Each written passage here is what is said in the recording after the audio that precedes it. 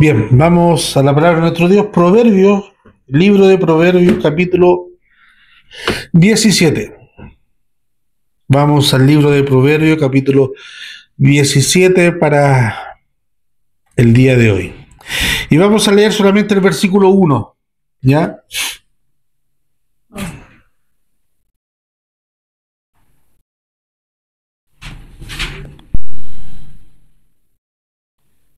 Amén. Amén. Entonces le damos lectura en el nombre del Señor. Mejor es un bocado seco y en paz que casa de contienda llena de provisiones. Amén. Oremos al Señor. Padre, estamos ante tu presencia, mi Dios amado. Ya abrimos las escrituras, mi Dios amado, y nos disponemos, Padre Celestial, a que tú nos hables, Padre Celestial, a través de ella. Tu Santo Espíritu, mi Dios amado, sea en medio de nosotros y en nosotros, Padre Celestial, para que pueda redarguir, enseñar, corregir, instruir, mi Dios amado, y también exhortar a nuestra vida, Padre Celestial, por amor y misericordia. Mi Dios eterno, en ti esperamos y en ti confiamos. Que tu nombre sea glorificado en medio de nosotros y tu iglesia edificada, Padre Celestial. Te lo pedimos a través de Jesús, nuestro único y suficiente Salvador. Amén. Amén. Bien, seguimos avanzando en este relato del libro de Proverbios. Vamos avanzando y vamos viendo paso a paso los personajes que nos presenta el libro de Proverbios. Vimos que en un principio el libro de Proverbios nos hablaba sobre la sabiduría y la insensatez, la comparación entre ambas. Luego nos mostraba el necio y también nos mostraba el perezoso. Y ya en la última predicación, el martes pasado, también hablaba sobre la amistad. Vivo el necio, el perezoso, la amistad y también las palabras. Eso fue el último, el martes pasado que estuvimos hablando, sobre las palabras. Y nuestras palabras en sí no tienen poder, pero sí tienen resonancia. Es muy distinto. ¿Ya? Es muy distinto. ¿Ya? Pero nuestras palabras tienen que, bueno, ya no voy a explicar sobre eso, pero nuestras palabras sí tienen que ser acorde a la vida cristiana. ¿Ya? Eso no quiere decir tampoco que hablemos, que andemos todo el día hablando en modo versión Reina Valera 1960, de hablar cristianamente. ¿Cómo estáis, mi hermana Agustina? Qué felicidad, gozo y alegría tengo en mi corazón de poder verlos hoy. Y he orado por usted para que pueda venir a nuestra iglesia. En modo hablar de Reina Valera, sino que nuestras palabras sean sencillas, sean diplomáticas, sean como sea, estén con el espíritu del Señor. Amén. Porque todos nos siempre vamos a andar hablando que somos cristianos por aquí, es más, hay muchas veces que a aquel que anda diciendo que es cristiano es necesario decirle cállate. No digas que eres cristiano, porque tus hechos no van. Y en nuestro trabajo tuvimos una pequeña experiencia con alguien, pero hoy el otro tema que vamos a hablar hoy día es muy importante. Incluso lo toca el libro de Proverbios durante todo el libro. Al principio, de una manera muy tácita, presentándonos a estas figuras que hablan. Recuerden que estos son consejos que se le dan a un joven en particular, pero aquí es para los jóvenes en general, ¿cierto? Pero son consejos que se le dan a un joven. ¿Y de quién vienen estos consejos? De un padre, muchas veces, y de una madre, ¿cierto? Ya. Entonces, literalmente Proverbios nos habla sobre las relaciones familiares como título, como apartado número 2, relaciones familiares. Proverbio 1, no.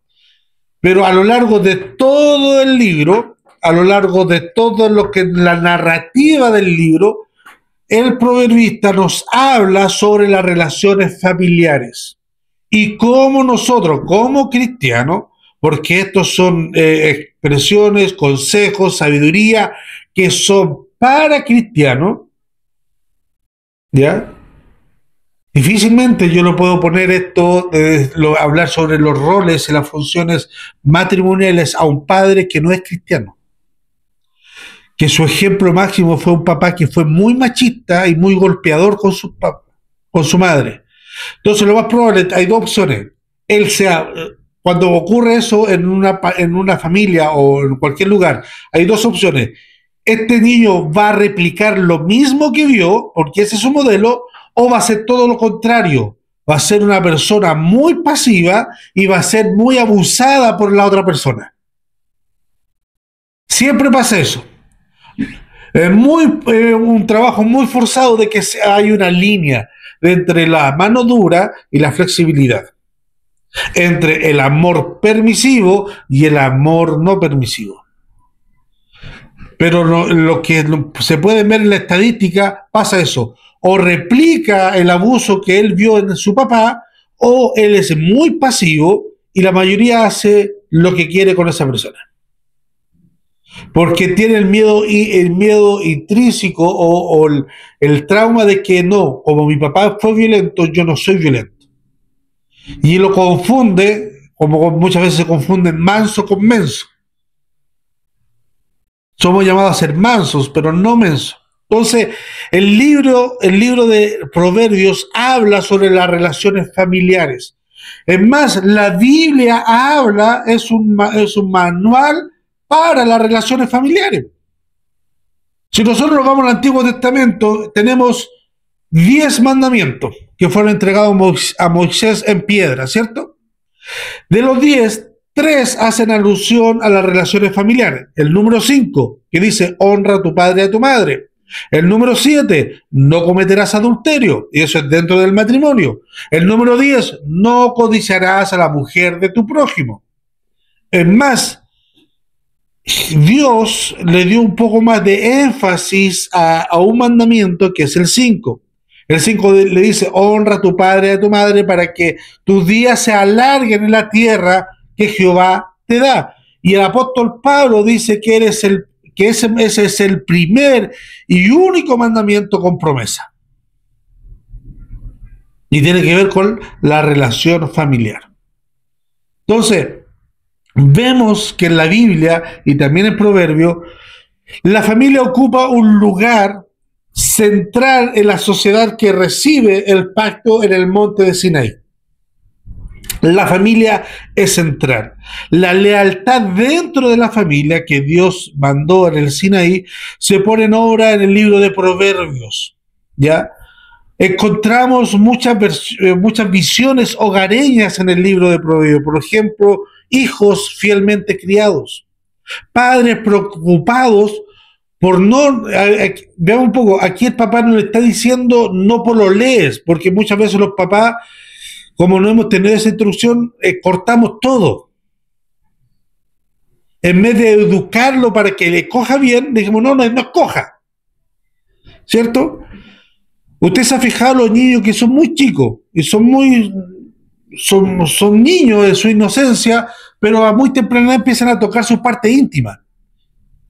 Y nosotros como adultos, muy sabios, le decimos, no, eso es malo. Que eso es malo. No, pero ¿por qué es malo? Si eso no es malo. Entonces, ¿por qué razón? Porque nosotros tenemos, o por ignorancia, tratamos de corregir en base de nuestra sabiduría, en base de nuestro conocimiento, cosas que no entendemos. Y lo llevamos a ese extremo de prohibir. Aquí el libro de Proverbios nos dice, mira, tú muchacho que estás en edad de pololear y de poder tener experiencias o vivir pasiones sensuales, no lo hagas, eso es pecado. No, le está enseñando y le enseña cómo elegir. Le está enseñando cómo él debe actuar. Le está diciendo cómo él tiene que llevar su propio cuerpo.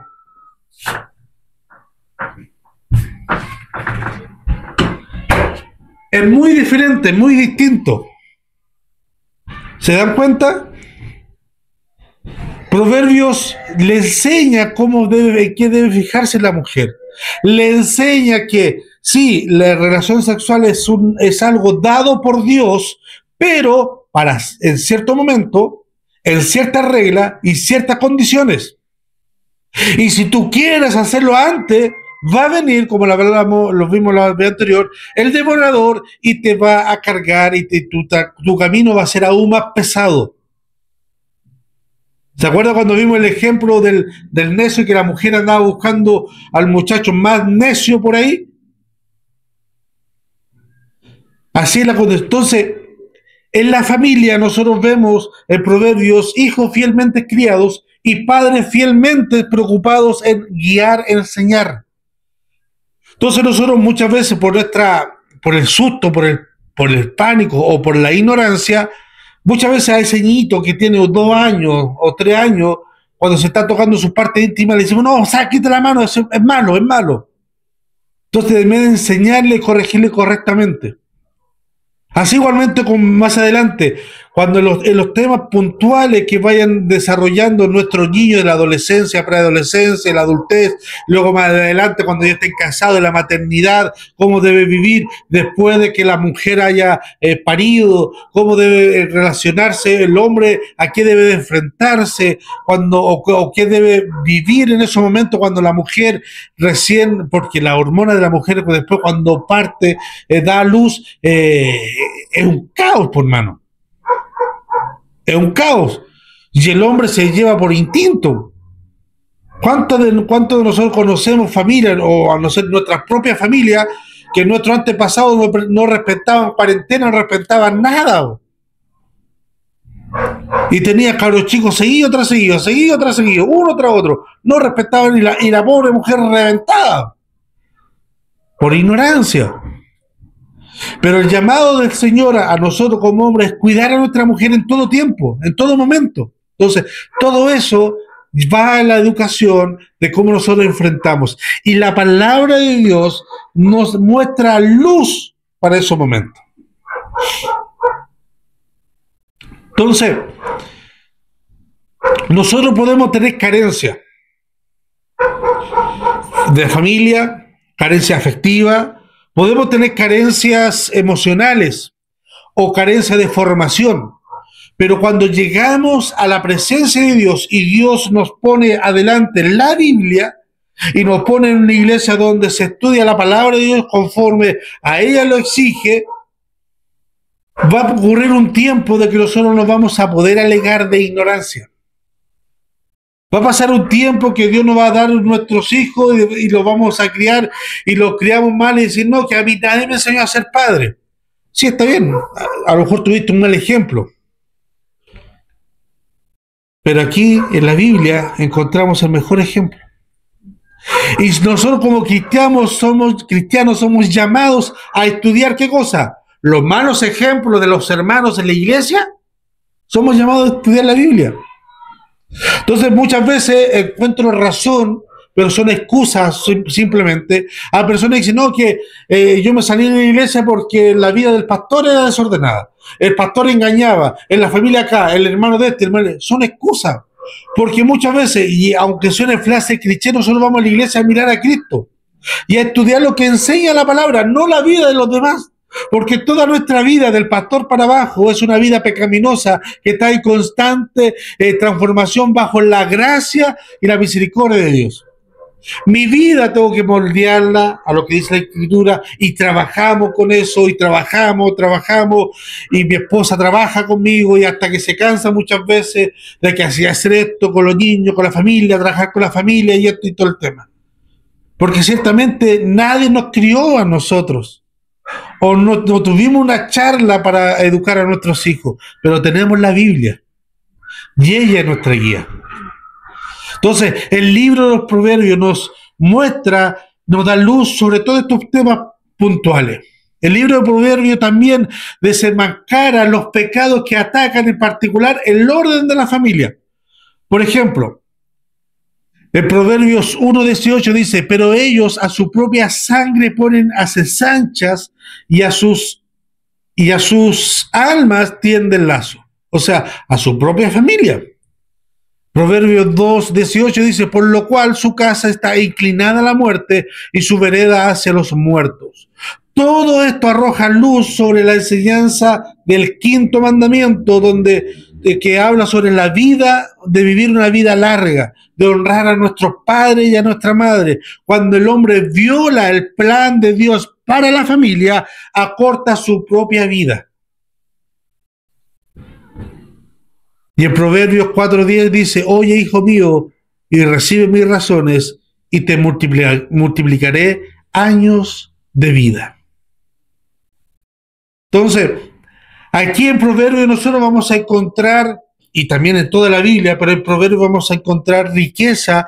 ¿Para qué? Para cómo se debe conducir el marido y la esposa.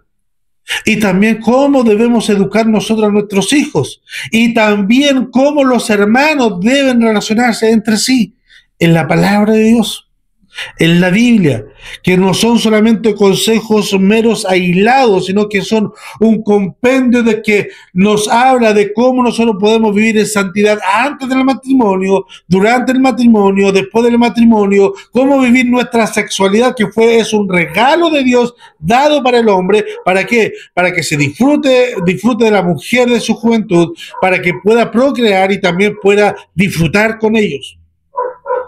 No solamente como los Opus Dei, que solamente procrear. Y cada Opus Dei tiene como 10, 8, 9 cabros chicos. Bueno, la vida antigua es de los pobres. Alguien dijo, ¿qué se parece un súper rico contra un súper pobre? ¿Qué tienen igual? Que ambos tienen muchos hijos. En la antigüedad, en el campo era así. No sabía si los conejos tenían más hijos que los mismos campesinos, pero andaban por ahí. No tenían otro deleite. Ahora, aquí es llamativo lo siguiente. En la cultura hebrea, y es algo como muy dudoso, aunque los reyes se permitían el dudoso lujo, y por eso digo dudoso, porque más que de un mandamiento de Dios, fue una costumbre pagana de que se adquirió. Aunque los reyes se permitían el dudoso lujo de la poligamia, porque no hay ningún pasaje bíblico que autorice la poligamia, los israelitas comunes, a su vez, no recurrían a ella, sino que ellos lo que siempre buscaban, la mayoría de los israelitas, era la monogamia, a pesar de que los reyes israelitas tenían la poligamia, pero la mayoría de los israelitas comunes y silvestres optaban por la monogamia, a no ser bajo la ley mosaica de que tuvieran que redimir a una pariente, a la esposa de su hermano que falleció. Él lo tenía que adoptar por una ley de cuidado sobre las viudas y los desamparados, pero la mayoría no iban a la poligamia, sino que buscaban el lazo existente de una mujer y un marido, como Dios lo dio al principio. En el libro de Proverbios encontramos alabanza frente al matrimonio. El libro insiste que el marido sea con su mujer más que leal, sino que con un amor ardiente y sincero. En Proverbios 5:19 encontramos, dice, como sierva amada y graciosa gacela, sus caricias te satisfagan en todo tiempo, y en su amor recréate siempre. La Biblia de las Américas, en esa parte donde dice, y en su amor recréate siempre, dice, en su amor te embriagues para siempre. La palabra hebrea y traducir recréate, o también puede decir embriágate, quiere decir literalmente extravíate. Extravíate en ella, piérdete en ella. Bueno, y viceversa también, pero aquí le da el consejo al hombre a la mujer, piérdete en ella. Que seas totalmente intoxicado al estar con ella, con tu mujer.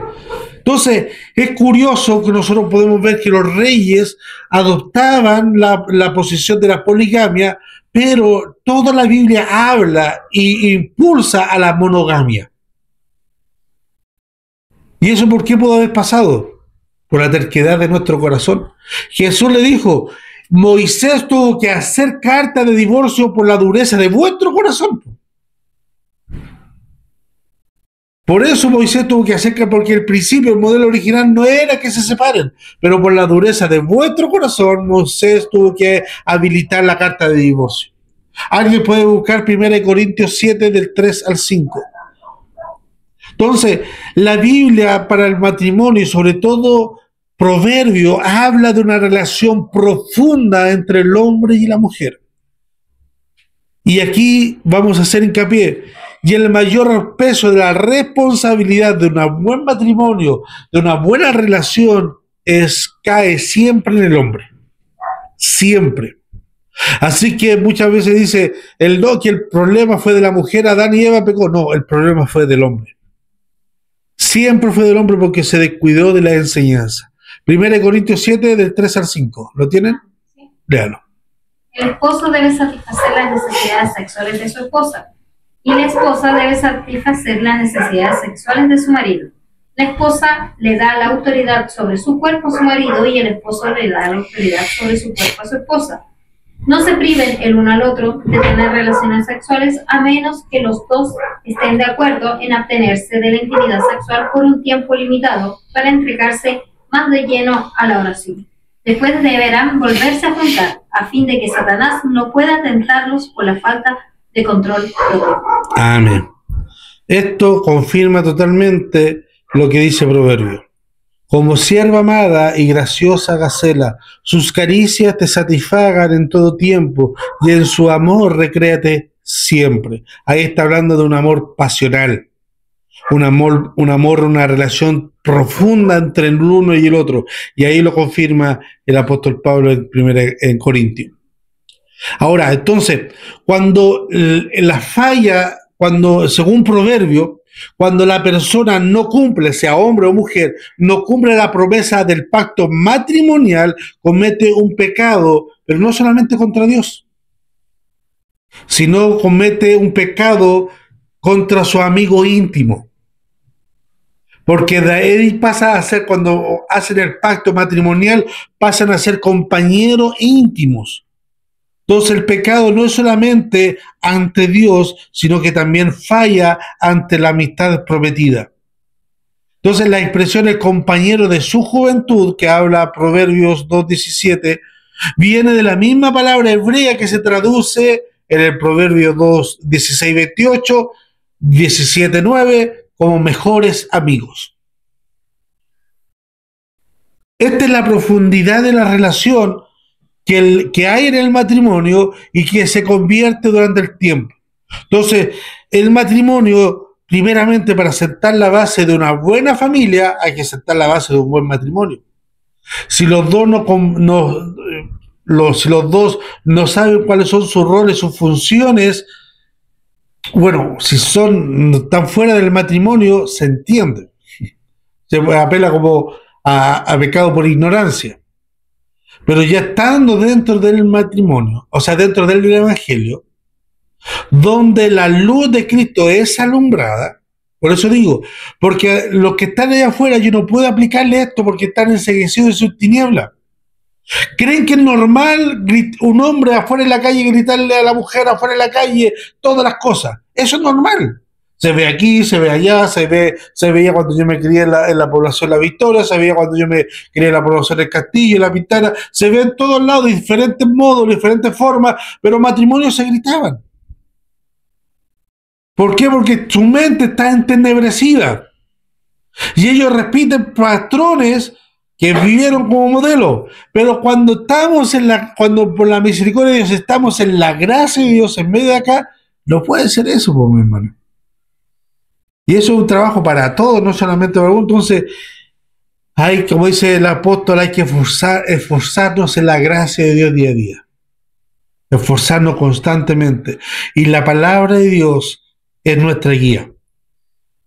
Entonces debemos ser fieles a ella. También el matrimonio es una relación de responsabilidad compartida. El entrenamiento de los hijos, por ejemplo, depende del padre tanto como de la madre, según el libro de Proverbios. Y eso muchas veces, a través de muchas generaciones, ha fallado. Porque el hombre por siempre descansó primeramente en la mujer, la crianza de los cabros chicos, en el colegio y en la iglesia. Y pocas veces asumía el rol de papá o la crianza de papá. Y los temas puntuales no lo oyeron de papá, sino que lo oyeron del colegio, de la iglesia o de cualquier otro lado. Pero Proverbio nos dice, Proverbio 1:8 parte dice, oye hijo mío las instrucciones de tu padre y no menosprecies la dirección de tu madre. Proverbios 6:20 dice, guarda hijo mío el mandamiento de tu padre y no dejes la enseñanza de tu madre. Entonces, un rol muy importante que nosotros podemos ver en la Escritura es lo que nos enseña la Escritura frente a la familia, porque es un núcleo familiar, o sea, un núcleo principal. Por muchos años en la iglesia se dejó el tema familiar o matrimonial y hubieron muchos problemas dentro de la familia. Muchos problemas. Yo conozco muchos de mi generación, un poco más antigua y un poco más nueva, pero por lo menos mi generación fue por la que estuvo al medio, que tuvieron muchos problemas. Padres que se entregaron mucho a la iglesia, demasiado a la iglesia, que dejaron descuidados a los niños. Y ahora los niños no quieren saber nada con la iglesia. ¿Por qué? Porque los papás eran una cosa en la iglesia y otra cosa en la casa. Totalmente distinta. Y mucho de lo que yo he podido hablar con ellos o predicar con ellos, me sacan la excusa, no, es que mi papá para mí son excusas. Son malas evidencias, sí, que eso lo rechazo, lo saca, pero al fin y al cabo son excusas. Porque yo no me voy a parar delante del trono blanco donde el Señor dice, no, que mi papá hacía esto. No, yo vengo a hablar, el Señor así, yo te estoy pidiendo cuenta a ti, ¿qué hiciste tú con eso? Entonces, pero sí hubieron malos ejemplos, y yo vi malos ejemplos, donde hermanos eran de una cosa en la iglesia y en la casa eran totalmente distintas. En la iglesia aparentaban muchas cosas buenas, que ayudaban a los demás, eran muy dispuestos, eran muy dadivosos, pero en su casa, cuando llovía, caía más agua adentro que afuera. Descuidado con su casa, descuidado en su relación, que muchas veces en la iglesia había que pedir algo, ahí estaban ellos aportando. Iban de punta en blanco a la iglesia, pero a lo mejor, y en su casa pasaba un lobo feroz, soplaba y la casa salía volando. Cuando la Biblia nos llama a todo lo contrario. Yo no puedo aparentar una cosa en la iglesia si en mi casa yo no proveo las cosas necesarias para mi familia. Es más, la Biblia dice, el que no provee para su casa es peor que un incrédulo. La palabra dice eso. El cristiano que no provee para su casa es peor que un incrédulo. Yo no puedo fingir algo en la iglesia que no soy en mi casa y viceversa. Entonces, ahora, eso lo podríamos enmarcar, es que no hubo enseñanza. Nadie le preparó. Perfecto. Nadie le preparó. Pero hermano, tuviste 40 años una Biblia en tus manos y nunca la leíste. Nunca por cachatía, por sentido común, por algo, decir, no, estoy mal en esto. Estoy mal en esto otro.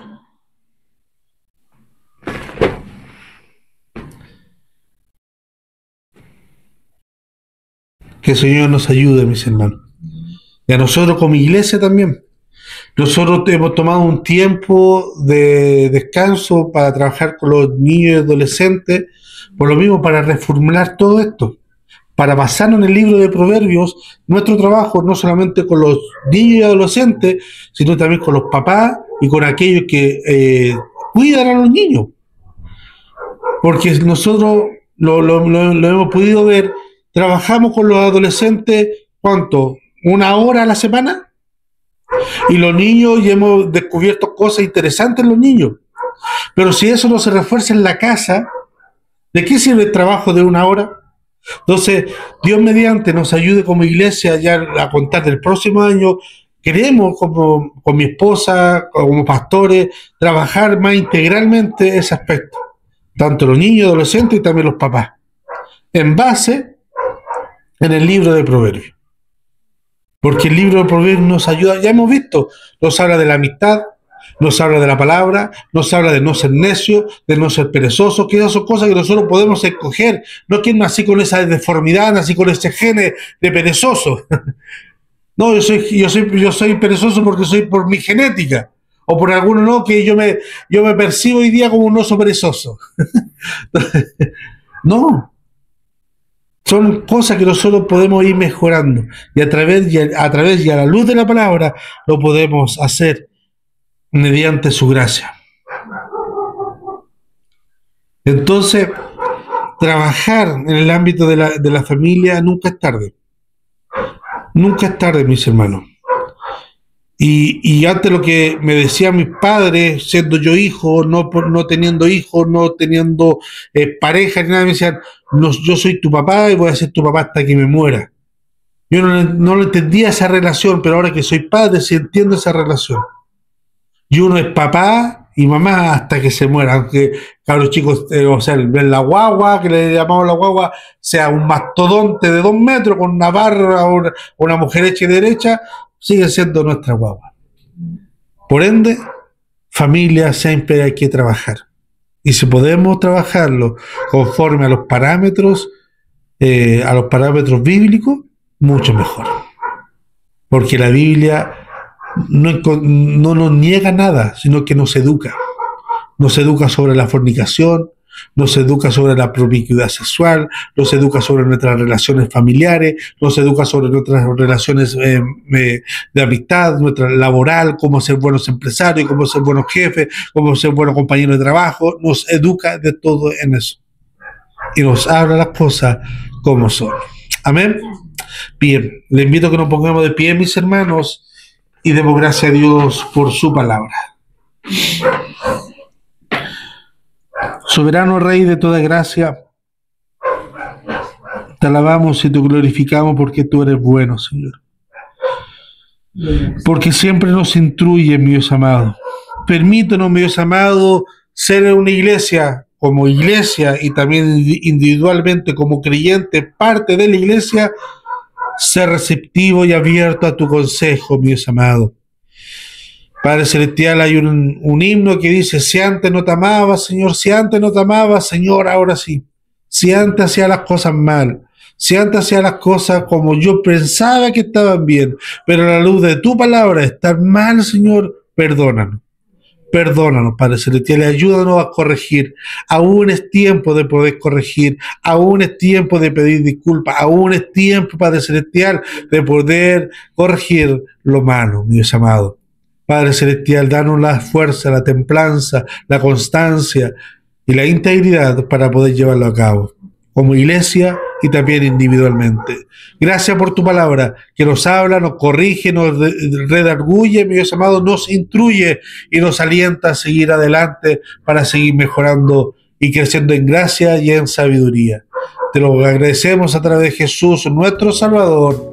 Amén y amén.